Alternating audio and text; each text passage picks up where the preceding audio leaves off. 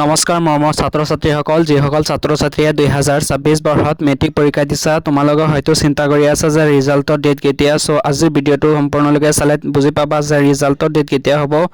আৰু মোৰ চেনেলটোত নতুন আহি থাকিলে চেনেলটো ছাবস্ক্ৰাইব কৰি দিবা কিয়নো ইতিমধ্যে যেহেতু ইলেকশ্যনৰ ডেটটো ঘোষণা হৈছে 9 এপ্ৰিলত হ'ব সো সেই কাৰণে আৰু বিহু ফেষ্টিভেল আছে সেই কাৰণে ৰিজাল্টটো আগতীয়াকৈ দিব ইতিমধ্যে নামনি অসমৰ বহুতকেইটা বহি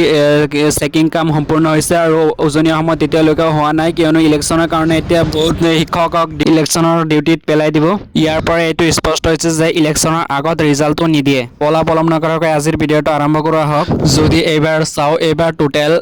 তোমাৰ 4,38,565 জন ষ্টুডেণ্ট এপিয়াৰ হৈছিল SSLC এক্সামত আৰু তাৰে ভিতৰত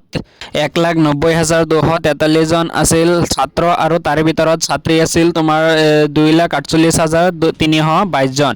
আৰু টোটেল চেণ্টাৰ আছিল 1,046টা ৰিজাল্টবোৰ চোৱাৰ অফিচিয়েল ৱেবছাইটবোৰ হৈছে seva.online.org.resultassam.nic.in আৰু অথবা site.sevaonline.org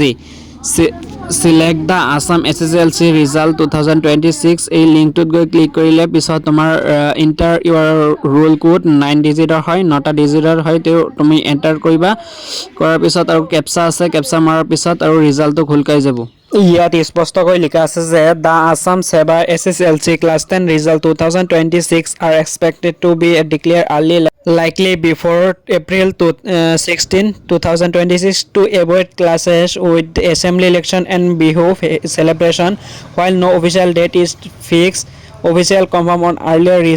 release compared to previous year. Exam are scheduled from February 10 to February 27. আগৰ বছৰৰ তুলনাত এইবাৰ মানে ৰিজাল্টটো পতককৈ দিব আগতীয়াকৈ দিব কিয়নো এইবাৰ পৰীক্ষাটো আৰম্ভ হৈছিল আগতীয়াকৈ আৰু শেষ হৈছিল আগতীয়াকৈ সেইকাৰণে আৰু বিহু আহি গৈছে সো এইটো কনফাৰ্ম হৈছে যে বিহুৰ আগত ৰিজাল্টটো দিব কিন্তু ইলেকশ্যনৰ আগত এইটো ৰিজাল্ট নিদিয়ে expected release date early April 2026 before April 15 to 16 এপ্ৰিলৰ 15 বা 16 ৰ ভিতৰত ৰিজাল্টটো দিব এৰ্লি কিন্তু এতিয়া অফিচিয়েল ৱেবছাইট ইনফৰমেশ্যন অহা নাই আৰু এটা নিউজ আহিছে যে 10 এপ্ৰিলত গণনা হ'ব মেট্ৰিকৰ ফলাফল বাগিনহতে যেতিয়া মানে মামাই যেতিয়া নিৰ্বাচনী প্ৰচাৰ কৰিবলৈ গৈছিল তেতিয়া সুধিছিল যে ৰিজাল্ট কেতিয়া দিব তো সেই প্ৰশ্নৰ উত্তৰ কৈছিল যে 10 এপ্ৰিলত গণনা কৰা হ'ব মানে ইলেকশ্যনৰ পিছদিনাখন হেৰি ৰিজাল্টটো দিব কিন্তু এতিয়াও মানে তেনেকৈ কনফাৰ্ম হোৱা নাই মৰমৰ ছাত্ৰ ছাত্ৰীসকল তোমালোকৰ এতিয়াও ৰিজাল্টৰ ডেটটো মানে হেৰি তেনেকৈ কনফাৰ্ম হোৱা নাই ইলেকশ্যনৰ পিছদিনাখন কনফাৰ্ম হ'ব ৰিজাল্টৰ ডেট কেতিয়া সো এতিয়া মানে কৈছে আৰু মামাই 9 তাৰিখৰ পিছত দিব